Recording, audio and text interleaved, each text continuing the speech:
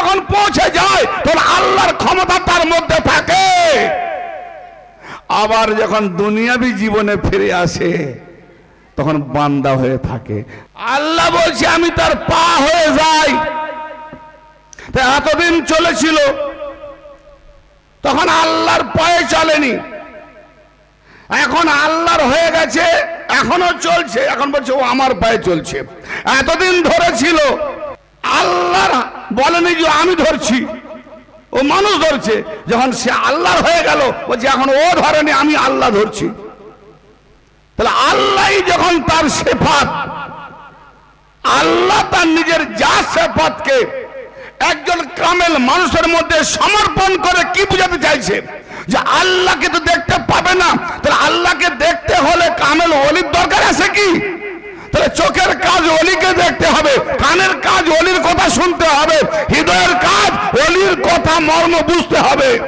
যখন আমি তাকে আপন করে নিই, মাহবুব বানিয়ে নিই, আমি তার হাত হয়ে যাই আল্লাহ, যার দ্বারা সে ধরে। আমি তার কান হয়ে যাই আল্লাহ, যার দ্বারা সে শোনে। আমি তার চোখ হয়ে যাই আল্লাহ, যার দ্বারা সে দেখে। আমি তার পা হয়ে যাই আল্লাহ, যার দ্বারা সে চলে। তাহলে কি বান্দাটা আল্লাহ হয়ে গেল?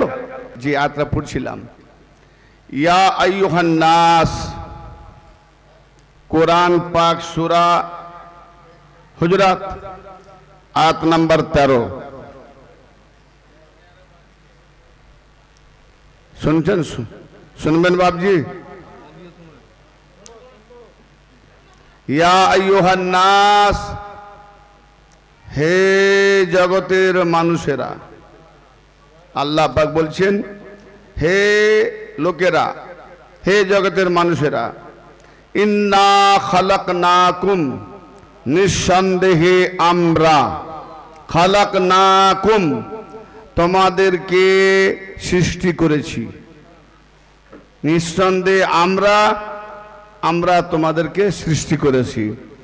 মিন যাকারিউ ওয়া উনসা, একজন পুরুষ ও একজন নারী হতে। তাহলে এত মানুষ, এখানে কোনো ইমানদার আলাদা নয়, পুরা টোটাল বিশ্বের যত মানুষ আছে, এবং জানি না আরো অন্যান্য কোন গ্রহে মানুষ আছে কিনা। আল্লাহ পাক মানুষদেরকে সম্বোধন করে বলছেন, ইয়া আইয়ুহান নাস ইন্না খালাকনাকুম মিন যাকারিন ওয়া উনসা, নিঃসন্দেহে হে জগতের মানুষ, নিঃসন্দেহে আমরা তোমাদেরকে বানিয়েছি একজন পুরুষ ও একজন মহিলা হতে। তাহলে আজকে বিশ্বের বুকে মানুষের গণনা করা যাবে?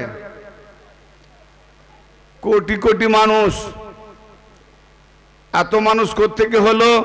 আল্লাহ পাক বলছেন একজন পুরুষ থেকে আর একজন মহিলা হতে। আচ্ছা, আল্লাহ পাকের বানাবার উদ্দেশ্য কি? একজন পুরুষ থেকে একজন মহিলা হতে আল্লাহ পাক বানালেন, আর বানিয়ে আমাদেরকে ঘোষণা করে কি বলতে চাইছেন? উদ্দেশ্যটা কি? ওয়াজআলনাকুম শুউবান ওয়া কাবাইলা লিতাআরাফু। বাস, আল্লাহ পাক বানিয়েছেন ওয়াজআলনাকুম, তোমাদিওকে, আল্লাহ পাক তোমাদিওকে বানিয়েছেন বিভিন্ন জাতিতে, ওয়া কাবাইলা, বিভিন্ন গোত্রে, লিতাআরাফু, যাতে করে তোমরা একে অপরকে চিনতে পারো। জোরে বলেন সুবহানাল্লাহ। এ কি হলো? একজন পুরুষ একজন মহিলা হতে কোটি কোটি বেশুমার মানুষ নর নারী আল্লাহ বানালেন, আর বানাবার পরে বিভিন্ন জাতি বানালেন।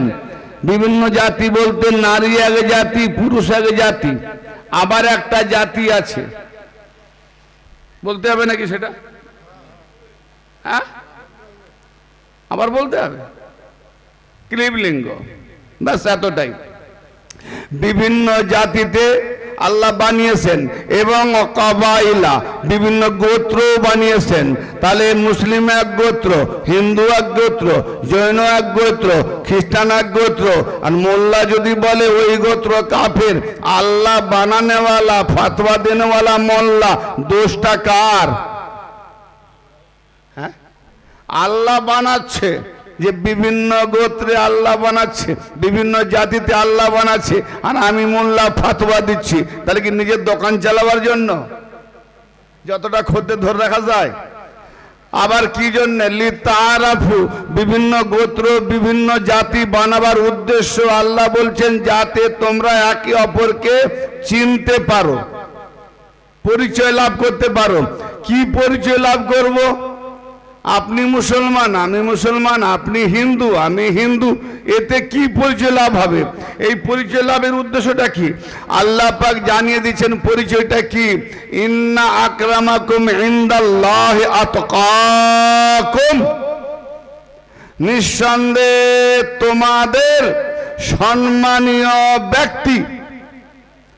আকরামাকুম, নিঃসন্দেহে, কোনো সন্দেহ নাই, নিঃসন্দেহে তোমাদের সম্মানীয়, ইনদাল্লাহ, আল্লাহর কাছে, আতকাকুম, তোমাদের মধ্যে যে ব্যক্তি তাকওয়াদার, তার তোমাদের মধ্যে যে ব্যক্তি তাকওয়াদার সে আল্লাহর কাছে সম্মানীয়। নামাজি সম্মানীয় নয়, হাজি সম্মানীয় নয়, মৌলবী সম্মানীয় নয়, মুফতি সম্মানীয় নয়, হাফেজকারী সম্মানীয় নয়, তাকওয়াদার। তাকওয়া বলে কাকে? ওয়াত্তাকুল্লাহ, আল্লাহ সে হয়ে যাও, আল্লাহ সে মিল যাও, আল্লাহতে থেকে যাও, আল্লাহতে বেঁধে যাও। আতকাকুম, তাকওয়াদার মানে, তাকওয়া মানে ভয় করো, ভয় করো। আর ঈমানওয়ালাকে আল্লাহ ঈমানওয়ালা বলবে, আবার বলবে ভয় করো। ভয় করতে তাকে বলবে যে ছেলে বাবাকে মানে না, আর যে ছেলে বাবাকে মানে সে বাবা বলবে ভয় কর। তো ভালো ছেলে বলবে মেনেই লাভ নেই, যে মানেনি তাকে বলে ভয় কর, আমি মানি আমাকে বলে ভয় কর, মানবার। তবে ঈমানওয়ালাকে তাকুল্লাহ বলার অর্থ এই ঈমানওয়ালা, ঈমান যখন এনেছো তো আল্লাহতে হয়ে যাও। তো আল্লাহতে হতে হলে অলিতে যেতে হয়, আল্লাহতে যেতে হলে অলিতে যেতে হয়। এখন আমরা বড় হয়ে অনেক বড় বড় মৌলবী, মুল্লা, হাফেজ, কারি, হাজি, গাজী কত কি হয়ে গেছি। ভাই একদিন আপনার আমার কোনো দাম ছিল? দেখি সেই আয়াত পাকে আল্লাহ কি বলছে। দুটো আয়াত বলে আমি ওয়াজ শেষ করবো আজকে। এই আয়াত পাকটি হচ্ছে সূরা নাহল 16 নম্বর সূরা, আয়াত নাম্বার 78। ওয়াল্লাহু আখরাজাকুম মিন বুতুনি উম্মাহাতিকুম লা তা'লামুনা শাইআ, আল্লাহ পাক তোমাদিগকে বের করছেন তোমাদের মায়েদের হামেল হতে। কি জি, মেয়ে আসুক আর চাই ছেলে আসুক, বাপের থেকে না মায়ের থেকে। আল্লাহ পাক তোমাদিগকে প্রকাশ করছেন, বের করছেন তোমাদের মায়েদের হামেল হতে, তোমাদের মায়েদের হামেল হতে। লা তা'লামুনা শাইআ, যখন তোমরা কিছুই জানতে না।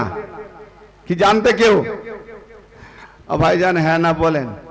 ছেলে মেয়ে যখন মায়েদের গর্ভ থেকে ভূমিষ্ঠ হয় কিছু জানে? কিছুই জানে না। সত্যি কিছু জানে না, কেউ জানে না। যারা যারা মায়ের হামেল হতে এসছে কেউ জানে না। নবী মুস্তাফা জানে না, মাওলা আলী জানে না, ওয়ালি জানেন না, গসবাগ জানেন না, খাজা গরিব নওয়াজ জানেন না। আরে মাদারজাত ওয়ালি জাননে ওয়ালে, তাহলে বোঝা গেল মোল্লার ওয়ালি দুজন এক নয়। তুমি কিছুই জানতে না, তোমরা কিছুই জানতে না। যখন মায়েদের হামেল থেকে বের করেছি তোমরা কিছুই জানতে না।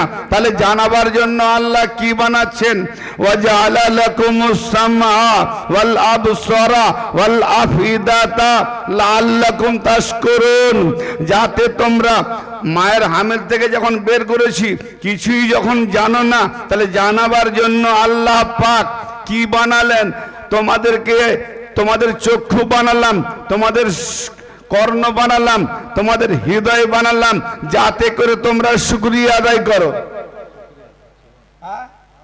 তাহলে চক্ষু বানাবার জন্য আজকে তো গোশ বিরিয়ানি, কোরমা, পোলাও দিলে খেয়ে মনীষা বলে আলহামদুলিল্লাহ।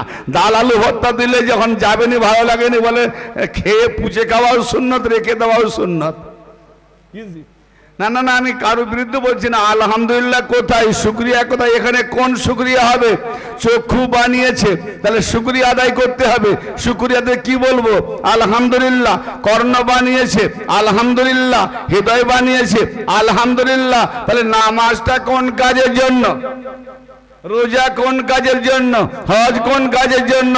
কর্ণ বানিয়েছে যাতে শুকরিয়া আদায় করো, চক্ষু বানিয়েছে যাতে দেখতে পাচ্ছ, শুকরিয়া আদায় করো। হৃদয় বানিয়েছে বুঝতে পারছো, তাহলে শুকরিয়া আদায় করো।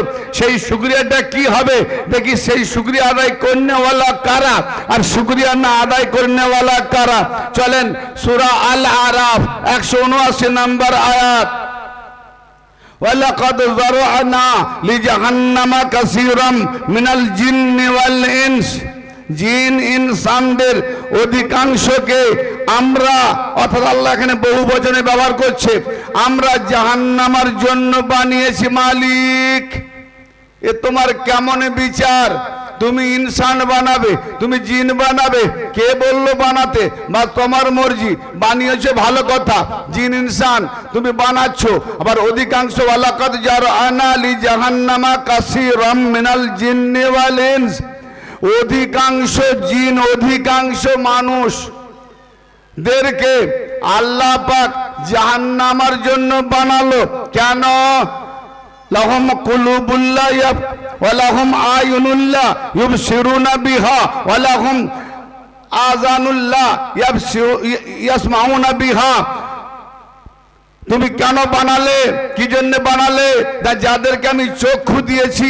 ওয়ালাকাদ যারা'না লিজাহান্নামা কাসীরাম মিনাল জিন্নি ওয়াল ইনস লাহুম কুলুবুল্লাহ ইয়াফকাহুনা বিহা ওয়া লাহুম আয়ুনুল্লাহ ইবসিরুনা বিহা ওয়া লাহুম আয়ুনুল্লাহ ইয়াসমাউনা ওয়া লাহুম আয়ুনুল্লাহ আযানুল্লাহ ইয়াসমাউনা বিহা। তাহলে আমি যাদেরকে হৃদয় দিয়েছি কিন্তু তারা বোঝার চেষ্টা করে না, যাদেরকে চক্ষু দিয়েছি দেখার চেষ্টা করে না, যাদেরকে কর্ণ দিয়েছি তারা শোনার চেষ্টা করে না।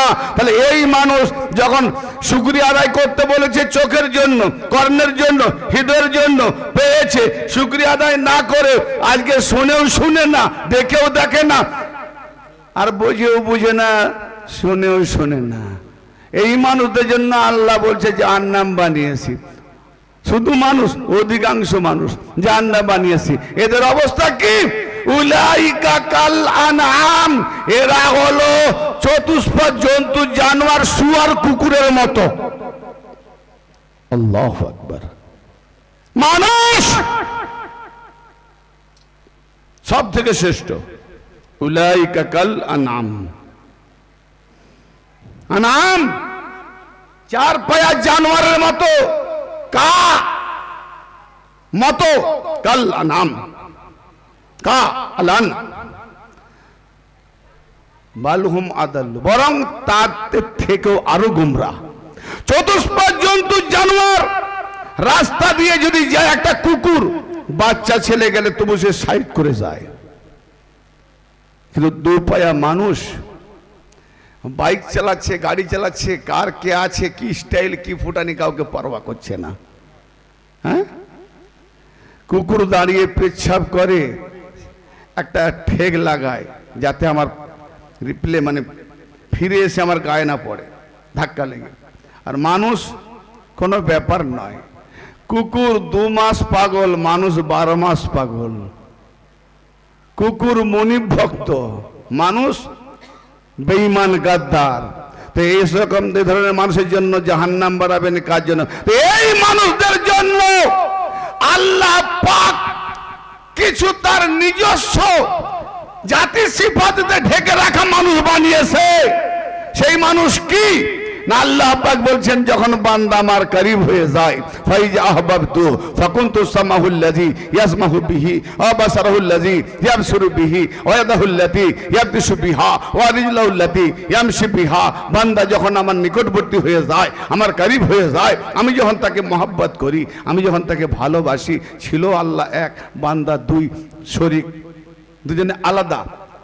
হ্যাঁ, কোনো শরীক নাই, কোনো শরিক নাই, কোনো এক নাই, দুজন আলাদা। কিন্তু যখন বান্দা করিব, অধিক নফলের দ্বারা, অধিক লাভের দ্বারা আল্লাহ বলছে তাকে আপন করে নি, আপন করে নি। যখন আমি তাকে আপন করে নিই, মাহবুব বানিয়ে নিই, আমি তার হাত হয়ে যাই আল্লাহ, যার দ্বারাই সে ধরে। আমি তার কান হয়ে যায় আল্লাহ, যার দ্বারাই সে শোনে। আমি তার চোখ হয়ে যায় আল্লাহ, যার দ্বারাই সে দেখে। আমি তার পা হয়ে যায় আল্লাহ, যার দ্বারাই সে চলে। তাহলে কি বান্দাটা আল্লাহ হয়ে গেল? আল্লাহ বলছে আমি তার পা হয়ে যাই। এতদিন চলেছিল, তখন আল্লাহর পায়ে চলেনি, এখন আল্লাহর হয়ে গেছে, এখনো চলছে। এখন বলছে ও আমার পায়ে চলছে। এতদিন ধরে ছিল, ভাই আমার কথা বুঝতে পারছেন? এতদিন ধরে ছিল, আল্লাহর বলেনি যে আমি ধরছি, ও মানুষ ধরছে। যখন সে আল্লাহর হয়ে গেল, বলছে এখন ও ধরেনি, আমি আল্লাহ ধরছি।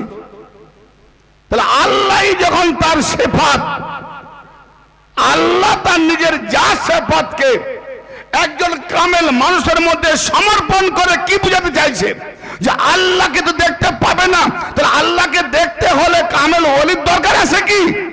তাহলে চোখের কাজ ওলিকে দেখতে হবে, কানের কাজ ওলির কথা শুনতে হবে, হৃদয়ের কাজ ওলির কথা মর্ম বুঝতে হবে। ঠিক না বে ঠিক? তাহলে ওলি কি? ওলি কি আল্লাহ না? আবার ওলি আল্লাহর কাছে চায়। তাহলে ওলি যদি আল্লাহ হবে তো আবার চাইবে কেন? কি এক্সাম্পল দিয়ে আমি কথাটা বুঝাতে চাইছি।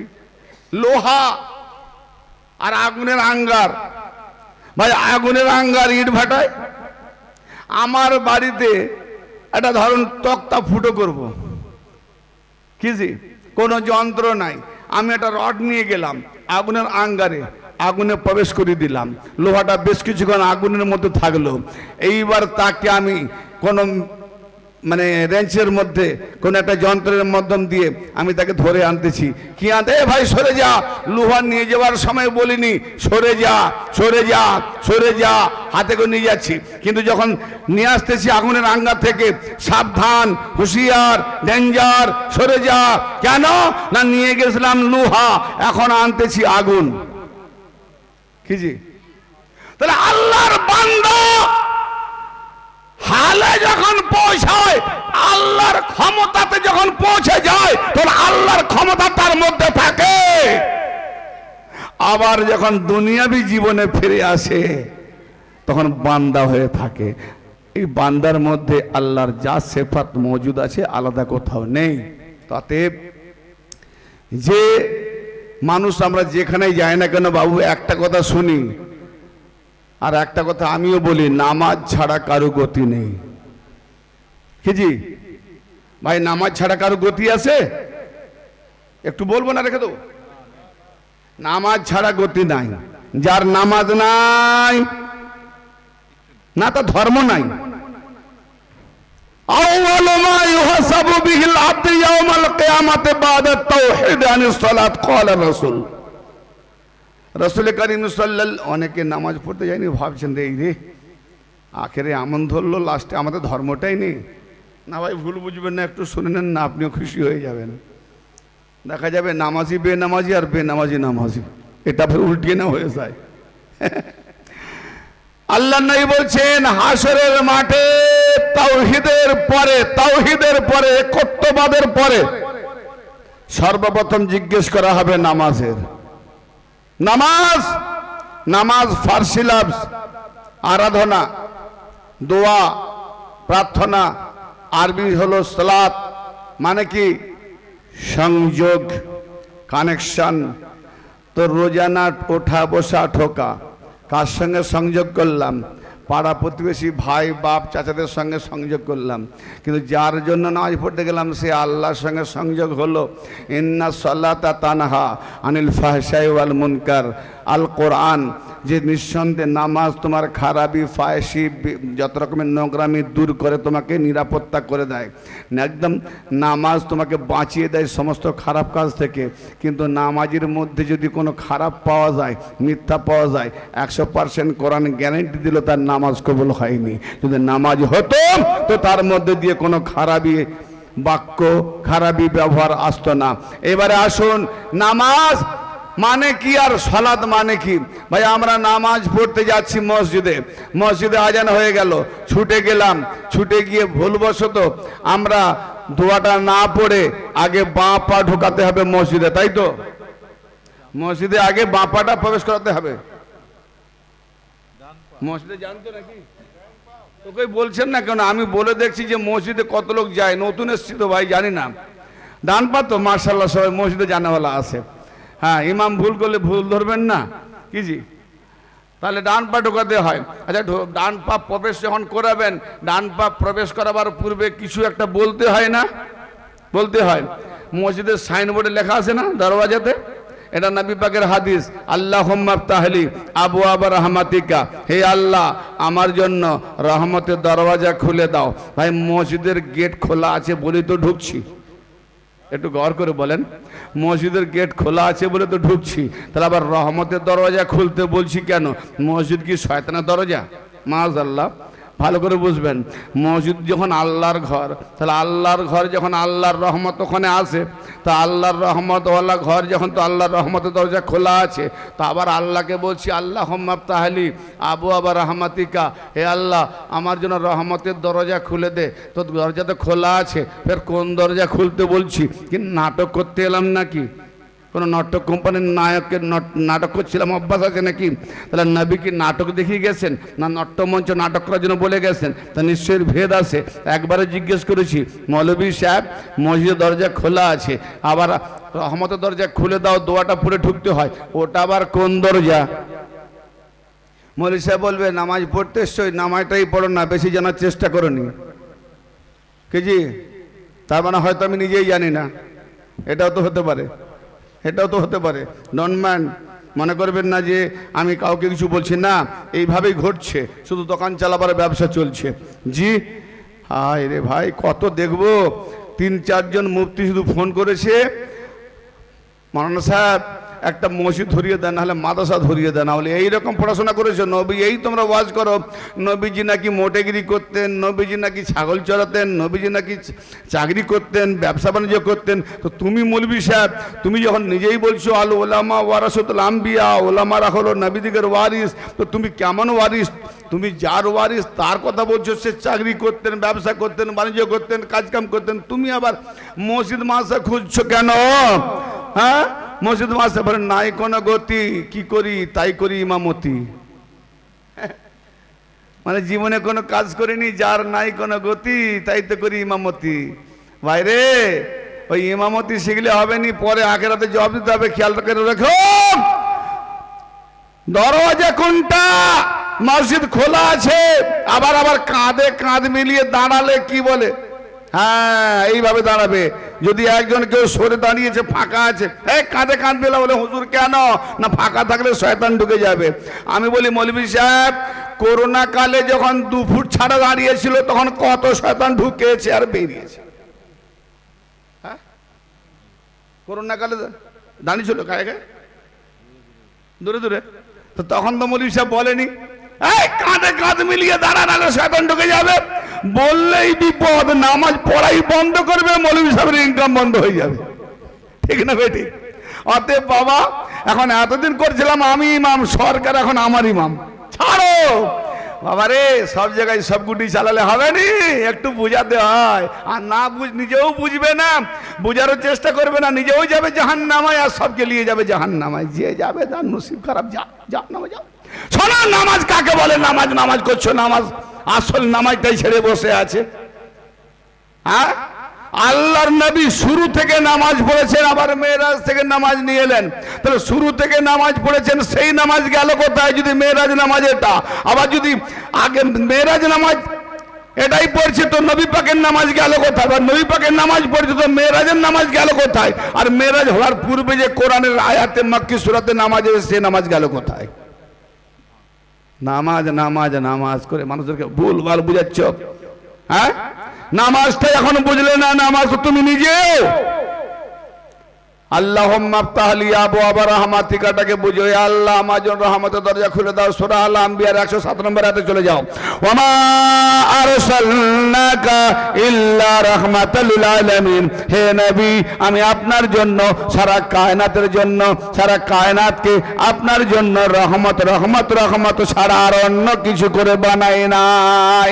শুধু আপনি রহমত হয়ে এসেছেন, কায়নাতের রহমত নবী মুস্তাফা।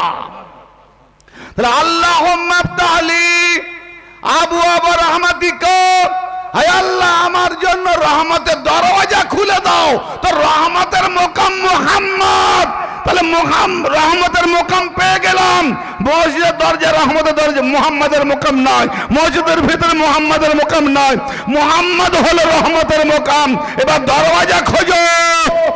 আনা দারুল হিকমাত আলুন বাবুহা, আনা মাদ্রাতুল ইলম আলুন বাবুহা, মান আরাদাল মাদিনাতা ফালিয়াতিল বাব। আমি হলাম ইলমের শহর, আমি হলাম হিকমতের ঘর, আমি হলাম ইলমের ঘর। আলী হলো দরওয়াজা। অতএব যে ব্যক্তি আমার কাছে আসতে চায়, রহমত পেতে চায়, সে যেন আলীর কাছে যায়। নারায়ে তাকবীর, নারায়ে তাকবীর, নারায়ে রিসালাত, নারায়ে রিসালাত, নারায়ে হায়দারি, নারায়ে হায়দারি। লব্বাইক ইয়া হাসান, ইয়া হাসান, লব্বাইক ইয়া হুসাইন, লব্বাইক ইয়া হুসাইন। বাস ভাই, টোটাল মাত্র 5 মিনিট হবো। টপিকটা এমনই জোরালো, ঠিক এখানটা একটু মিলাতে হবে, না মিলবে না।